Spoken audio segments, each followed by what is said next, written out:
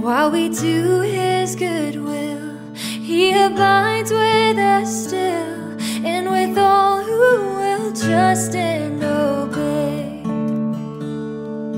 Trust and obey, for there's no other way to be happy in Jesus, but to trust and obey.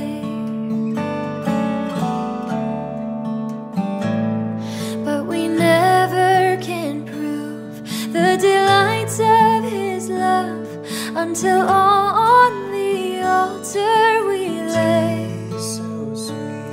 For the favor He shows, for the joy He bestows, are for them who will trust and obey.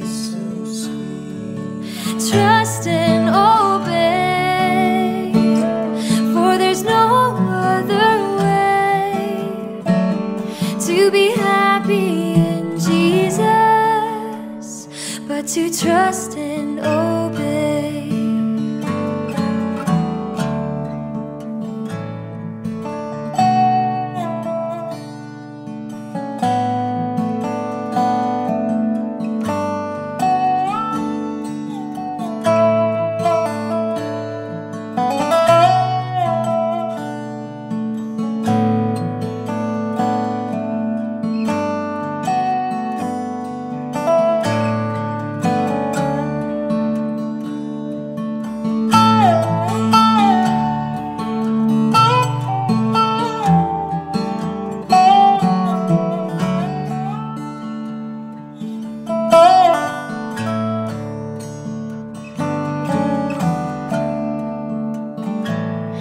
Then in fellowship sweet, we will sit at His feet, or we'll walk by His side in the way.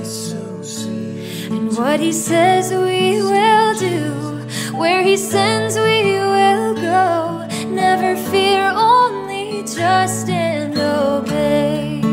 Trust and obey, for there's no other way to be happy in Jesus, but to trust and obey.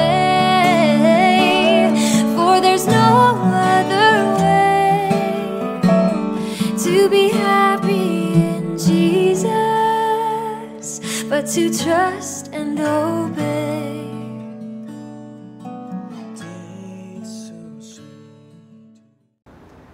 Mapagpalang umaga po sa ating lahat at welcome po sa ating prayer covenant. Ang ating scripture po ngayong umaga or ang ating devotion ay makikita po sa awit or sa Psalms chapter 77 verse 1 to 2 and lilipat tayo sa verse 11 to 20. Pero I will read it only the key verse for this morning na matatagpuan sa verse 11. And babasahin ko po ito sa MB-tag or sa Tagalog version po. At ito po ang nakasulat.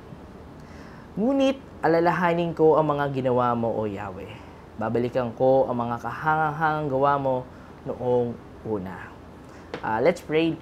Lord, kami po nagpupuri, nagpapasalamat for this day, Panginoon. Naway ang inyong banal na Espiritu ang manahan at pumligit na sa aming buhay, especially sa pagbigay po ng wisdom sa aming mga buhay, especially in our devotion for your scripture, Panginoon. Naway mangusap kayo, Panginoon, sa bawat isa at bigyan niyo po kami ng lakas, Panginoon, na magagamit po namin sa pang-araw-araw. Sa pangalan ni Jesus, tapos sa madalangin po namin. Amen at ang Amen. Yun nga po, sabi nga po sa binasa po natin, may mga sandali kasi sa buhay natin na dumadaan tayo sa matinding pagsubok, especially in our emotion, or in our physical, especially sa ating kung may sakit tayo. Tila ba, minsan wala tayong direksyon or walang sagot or walang kasiguraduhan. Ganyan ang mga naranasan kasi ni David, ni Haring David, na sumulat ng awit, di ba? Awit chapter 77, na dumadaing siya sa ating Panginoon, nananalangin gabi at araw, ngunit tila walang tugon. Kung babasahin niyo po ito ng buo, walang tugon ang ating Panginoon. Ramdam niya ang bigat ng katahimikan po ng langit. Marami sa atin kasi ay nakaka-relate dito kasi lalo na dumadaan tayo sa mga pagsubok, 'di ba, na tila walang dulo at kung minsan ay parang tanong lang ang laman ng ating panalangin. Na minsan, Lord, nasaan ka? 'Di ba? Lord, nandiyan ka ba? Or minsan sabi nga po sa kanta, natutulog ba ang Diyos? Ngunit, 'di ba, sa gitna ng kanyang paghihirap or nagdesisyon ng salmista o si Haring David na bumalik sa alaala ng kabutihan po ng ating Panginoon. Di ba? Yung simula sa pagkabata niyan, he remember what the Lord did to his life. Di ba? Hindi niya hinayaan ang damdamin niyang mabigat at madikta ng kanyang pananampalataya. Especially, kumbaga, naalala niya kung paano niya inislay niya si Goliath pala, sorry. Si Goliath, 'di ba? Sa halip ay pinili niyang alalahanin ang mga panahon iyon na tagumpay niya na naging hari siya, 'di ba? Ngayon sa pagtugon at pagliligtas at sa pagliligtas at syempre sa mga miracles ng ating Panginoon sa ginawa sa kanyang buhay. Ito ay paalaala din also sa atin na kapag ang kasalukuyan ay puno ng tanong, ang nakaraan ay puno din ng sagot. Ayan. At kung paanong tapat ang Diyos noon, magiging tapat pa rin siya hanggang ngayon. So, tandaan po natin, ang pananampalataya ay hindi lagi nakabase sa ating nararamdaman. Tulad ng salmista or sa sulat po ni David sa awit, di ba? May mga oras na kahit anong sigaw natin sa panalangin ay tila walang kasagutan. Ngunit hindi ito dahilan na iwan tayo ng ating Panginoon, ay maaaring tahimik lang siya, pero hindi siya absent. Tandaan po natin, hindi siya absent. Sa halip ay nananatili siyang takot. Sa halip, di ba, na mananatili siyang takot, pangamba or pagdududa, ay inaanyaya tayo ng awit, lalo na si David, na alalahanin ang kabutihan ng ating Panginoon, ang kanyang kapangyarihan, nung ginawa niya sa mga nakalipas na araw. Bawat himala, bawat sagot sa panalangin, bawat araw na tayo ay ginabayan, lalo na inalalayan po ng ating Panginoon, lahat ng ito ay nagpapatunay na ang Diyos ay tapat sa ating buhay. Diba?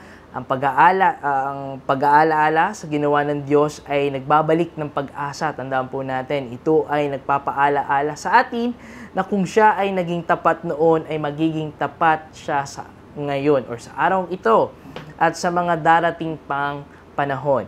Ang pananampalataya ay hindi dapat nakadepende, tandaan po natin, sa ating emosyon, kundi sa karakter po ng Diyos. At ang kanyang karakter ay hindi nagbabago. Siya ang Diyos na himala, Diyos na kaligtasan at Diyos ng pag-asa. Tayo po ay manalangin. Lord, Panginoon, kami po ay nagpupuri, nagpapasalamat, Panginoon, sa oras na tila na wala kaming narinig mula sa inyo. Turuan niyo po akong maalaala ang inyong katapatan, Panginoon, from your previous wonders and miracles sa aming mga buhay, Lord God. This will be the foundation, Panginoon, ng aming faith, Panginoon, in you, lalo na po sa aming mga buhay, lalo na madaming mga krisis or madaming mga pagsubok na aming pinagdadaanan. Pero we must remember the things that you have done for us, O Lord God. We remember that you have given us life, Panginoon, that you forgive us from our sin through the cross of Calvary, Panginoon. At alam po namin, Panginoon, through you, nothing is impossible, Lord God. Even kahit tahimik ka lang, Panginoon, but you are not absent in our lives, O Lord God. Panghahawakan po namin ang aming pananampalataya sa iyo, na may kagalakan, saya sa paglilingkod, Panginoon. Sa Jesus, tapos sa madalangin po namin. Amen at Amen. Pagpalang umaga po sa atin lahat.